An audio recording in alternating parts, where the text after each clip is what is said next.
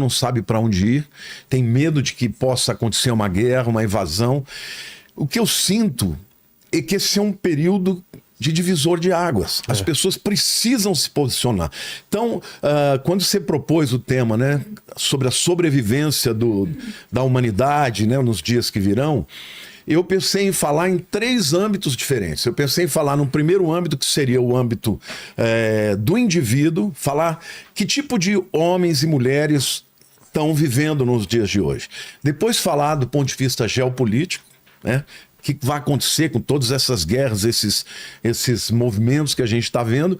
E, por último, falar o aspecto espiritual, da guerra espiritual que está por trás e o desenrolar, né, dos acontecimentos à luz da Bíblia. Vamos falar desses 3 temas, mas antes, Leni, sim, a gente tem que agradecer nossa parceirona de longa data, que é Insider, né? Tô trajado aqui que tá mais frio com o meu moletom da Insider, então link na descrição, QR Code na tela para o nosso cupom de 20% de desconto, que é um cupom exclusivo da gente. Exato. Exatamente. Vamos lá, pastor, qual é o primeiro aspecto que a gente vai abordar, então? Bom, o primeiro aspecto que eu percebo é o seguinte, as pessoas estão vivendo tempos de angústia.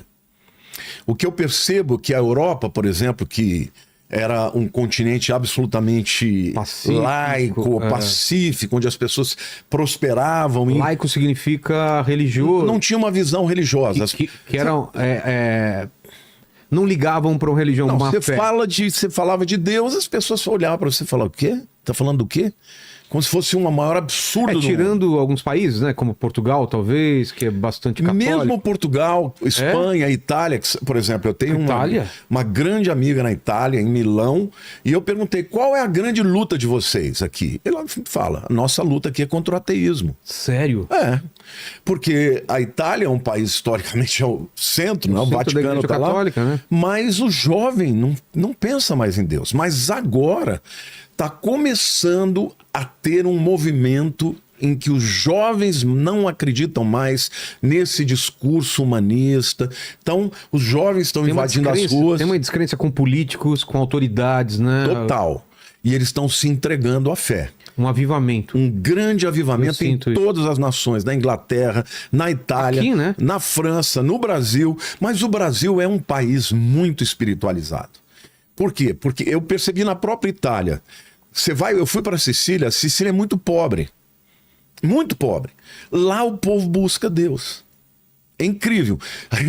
Eu achei muito gozado que eu perguntei para as pessoas. A Sicília é um estado independente. Eu falei, mas o que significa isso? Isso significa que a Sicília não tem que pagar impostos para a Itália.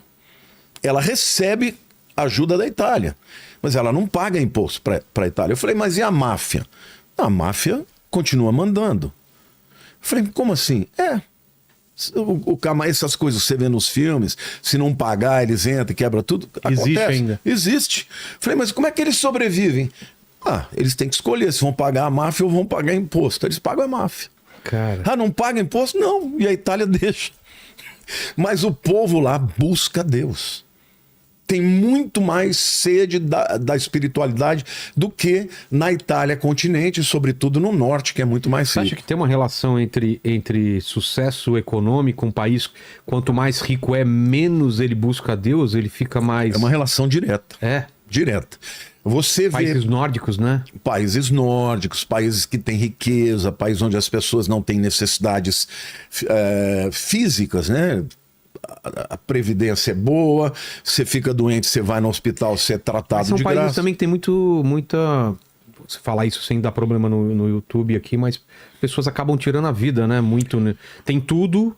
Tem educação, saúde, dinheiro e mesmo assim são infelizes, né? E você vê que no índice lá de felicidade eles estão lá em cima. Só que, ao mesmo tempo, no índice de suicídio eles também estão lá em cima. Não dá para entender, né? Então, até dá para entender. Porque, na verdade, os critérios que eles usam para entender que a pessoa é feliz é o fato dela ter tudo. Porque tem uma lacuna que não é preenchida com dinheiro, não é preenchida com entretenimento, existe essa lacuna em todo mundo, que é espiritual. Que aquela centelha divina, né, que está dentro do coração das pessoas, que se elas não tiverem uma relação com Deus, simplesmente elas não são plenamente felizes. Agora, o que eu penso em relação ao futuro da humanidade? Eu penso que hoje nós estamos O que você está falando é um contexto atual. no contexto atual. E agora a gente vai falar do que tá para vir, o que pode ser. Não, eu queria ainda falar da questão individual. A individual, não como... Quando você enfrenta uma dificuldade, se você é alguém forte espiritualmente, você passa por ela.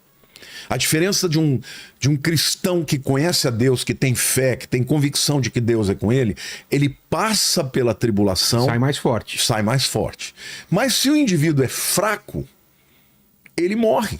Ele não subsiste, ele tira a vida, ele desiste, ele vai para a bebida, vai para as drogas.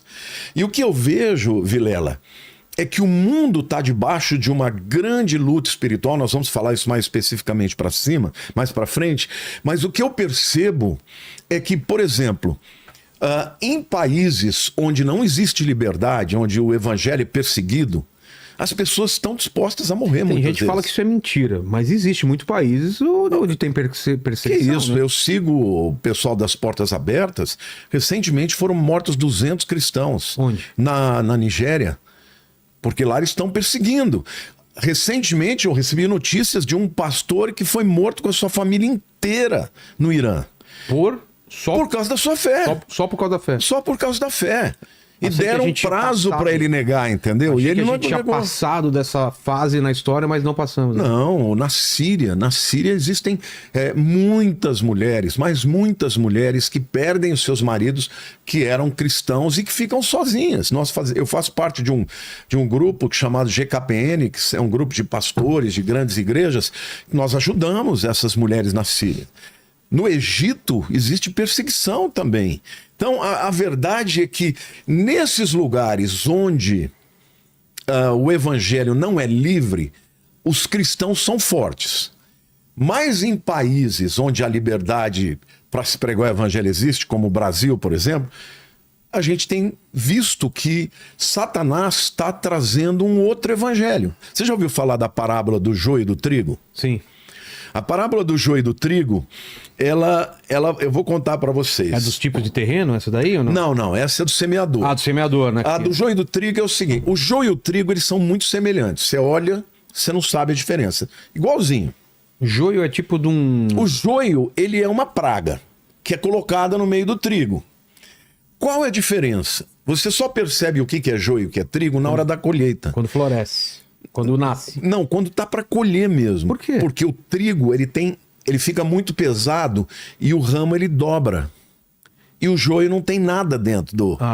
Então ele permanece em pé. Então Jesus ele disse assim que enquanto os homens dormiam, veio o inimigo deles, semeou o joio no meio do trigo e retirou-se. E quando a erva cresceu e produziu fruto, apareceu também o joio. Jesus está dizendo que o falso evangelho que seria pregado, ele se pareceria com o verdadeiro evangelho. Só que a diferença é que ele não teria o fruto.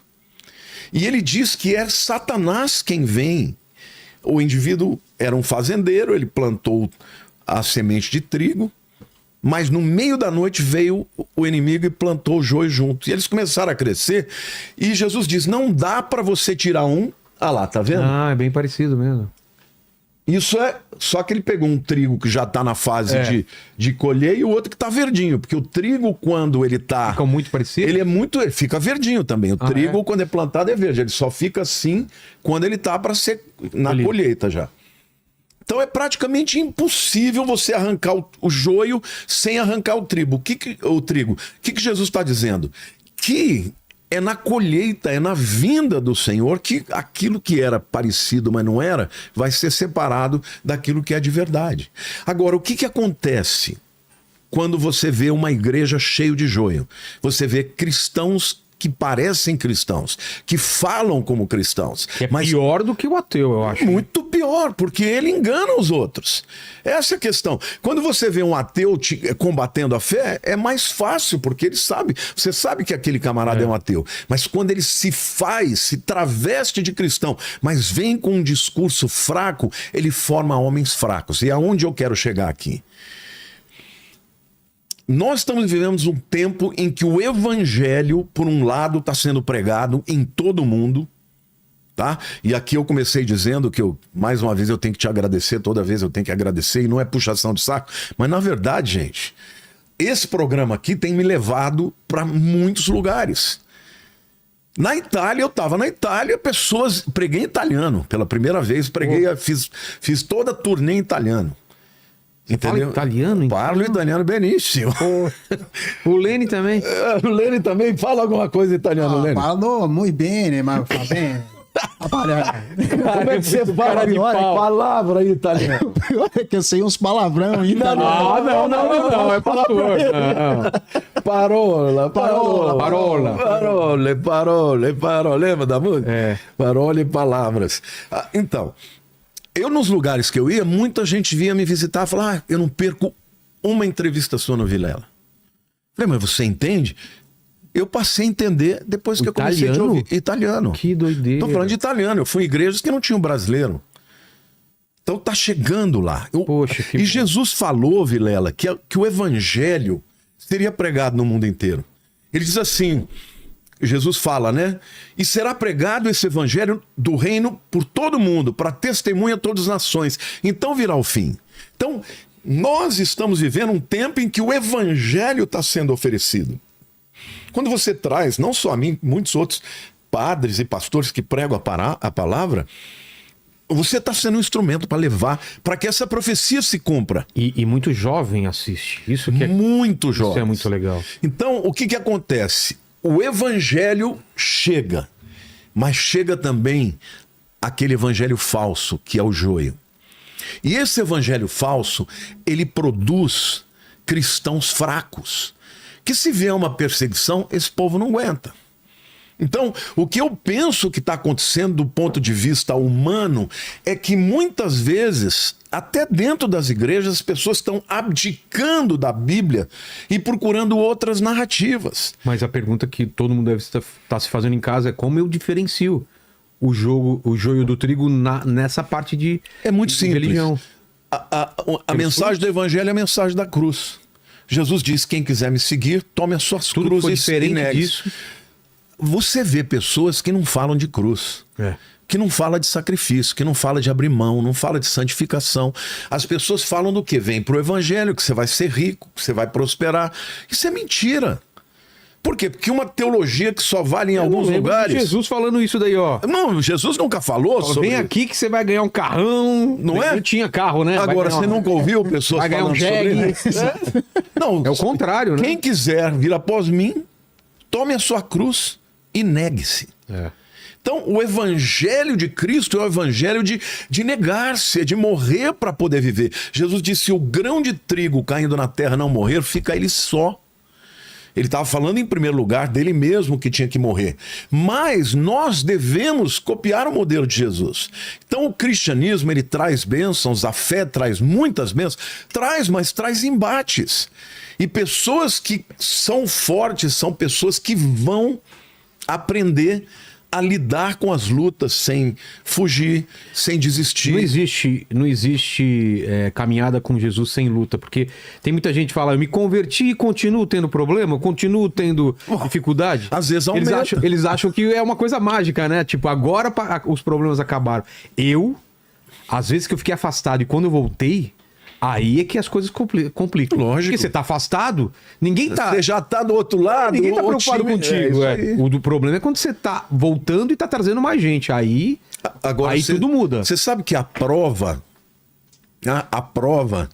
ela vem pro indivíduo por duas razões. Ou para aprová-lo ou para reprová-lo.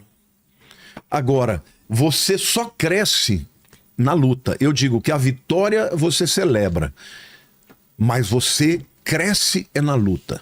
Por exemplo, você vai à academia, não vai? Vou. O que acontece quando você puxa ferro? Aí, o músculo cresce. Por que ele cresce? Por causa da resistência, porque você tá forçando ele. Você rasga. produz Rasga fibra, fraturas e quando ela se reconstrói, ela fica mais forte. Isso. É assim na vida espiritual também. Não existe outra maneira de você crescer que não seja através de lutas. E tem até aquele ditado, né, que tempos Tempos difíceis produzem homens fortes. Homens fortes geram tempos fáceis. Tempos fáceis geram pessoas homens fracos. fracos. É isso. A verdade é que eu creio que Deus está espalhando no mundo a sua palavra e dando oportunidade para que as pessoas encontrem uma resposta e uma motivação e uma garra para poder lutar. Só que alguns não querem esse evangelho, eles querem o evangelho do sucesso. E esse evangelho do sucesso, que é só sucesso, vem para cá que você vai ser abençoado, ó, dá esse dinheiro aqui que você vai ficar mais rico. Cara, não é assim. Vem pro evangelho e morra para si mesmo. É isso que Jesus fala, só que ele diz que quando você morre, você ressuscita também.